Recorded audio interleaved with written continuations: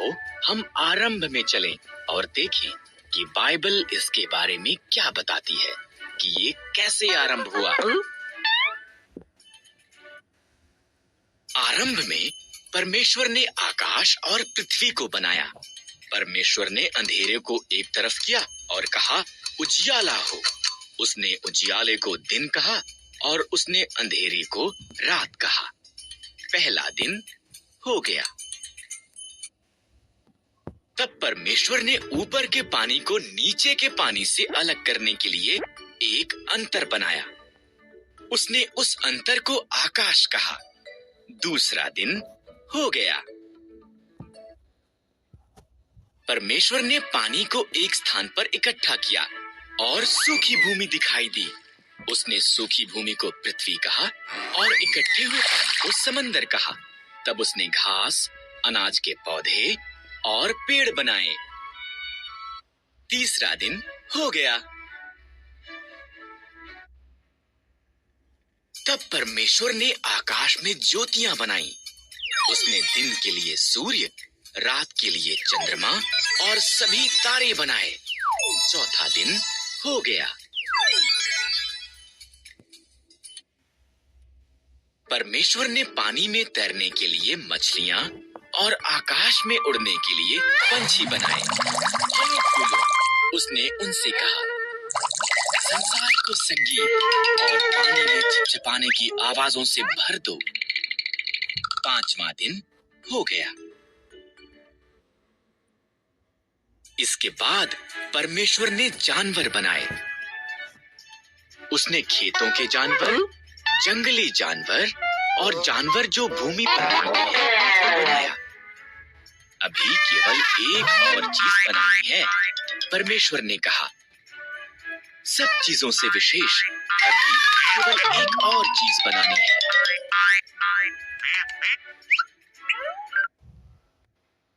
इस तरह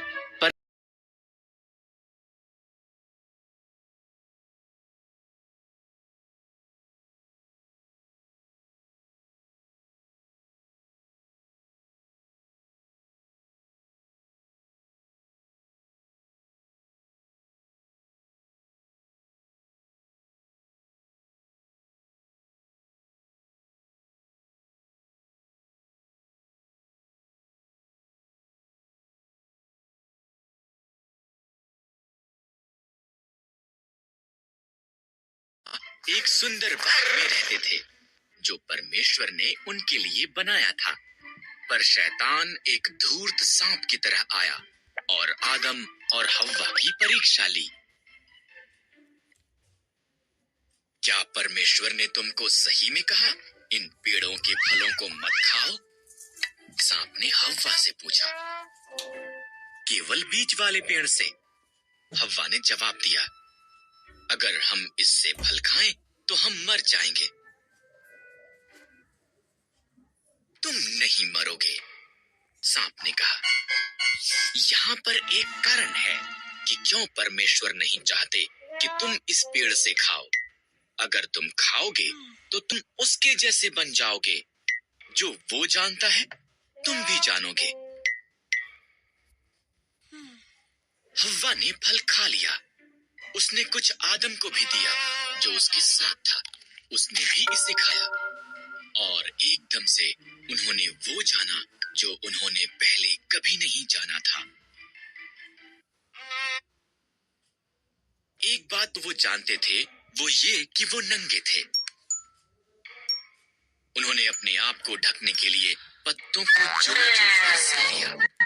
उन्होंने पहले कभी भी डर और शर्म को महसूस नहीं किया था, इसलिए वो जानते थे कि कुछ गलत हुआ है। आदम, हव्वा, परमेश्वर ने आवाज दी। हम छिप रहे हैं, आदम ने कहा। हम नंगे हैं। तुम इसलिए ये जानते हो क्योंकि तुमने उस पेड़ से खा लिया है।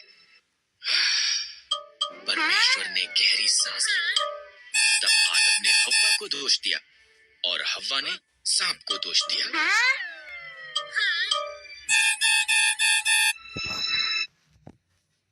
परमेश्वर ने कहा, सांप,